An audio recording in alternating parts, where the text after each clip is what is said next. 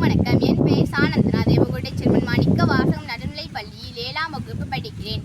அம்பேத்கரின் படைப்புகள். சுதந்திர இந்தியாவிற்கு புதிய அரசியலமைப்பு சட்டம் உருவாக்க வேண்டியிருந்தது.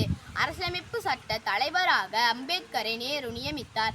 காந்தியும் சம்மதித்தார். அம்பேத்கரும் ஒப்புதல் அளித்து பதவியேற்றுக் கொண்டார். நாடு முழுவதும் இருந்து வாழ்த்துக்கள் குவிந்தன. முன்னால் அவர் இகழ்ந்தவர் கூட இப்போது புகழ்ந்தார்கள். அமைச்சர் என்ற பொறுப்பு அவரை ஒரே நாளில் உயர்ந்த மனிதராக மாற்றியது. இரவு பகல் பாராமல் இந்திய அரசியலமைப்பு சட்டத்தை உருவாக்கும் வேளையில் தன்னை ஈடுபடுத்திக் கொண்டார். தனது பிறப்பு மூலமாக எத்தனையோ இன்னல்களையும் அவமானங்களையும் சந்தித்தவர் அம்பேத்கர். தனது மக்களுக்கு தகுந்த சட்ட பாதுகாப்பில் கவனமாக இருந்தார்.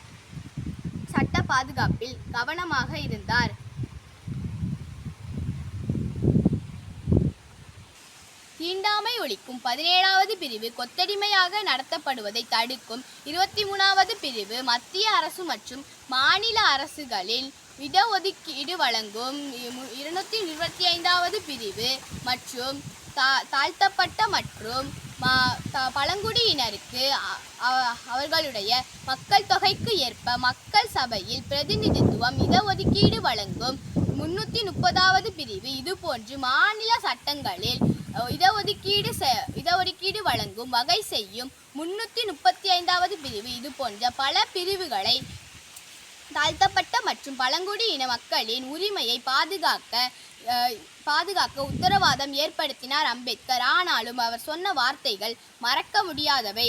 உரிமை என்பது சட்டத்தால் பாதுகாக்கப்படுவது அல்ல, சமூகத்தின் சமூக உணர்வு மற்றும் நெறி உணர்வால் தான் பாதுகாக்கப்படுகிறது. புதிய அரசியலமைப்பு சட்டத்தை உருவாக்கி அரசியலமைப்பு நிர்ணய சபையில் ஒப்படைத்தார் அம்பேத்கர். இந்திய அரசியலமைப்பு இந்தியாவின் மிக உயர்ந்த சட்டமாகும். அரசியலமைப்பு சட்டத்தின் முக்கியத்துவத்தை உணர்ந்து நாம் அதை கடைபிடிப்போம். அரசியலமைப்பு சட்டத்தின் முக்கியத்துவத்தை உணர்ந்து நாம் அதை கடைபிடிப்போம். நன்றி, வணக்கம்.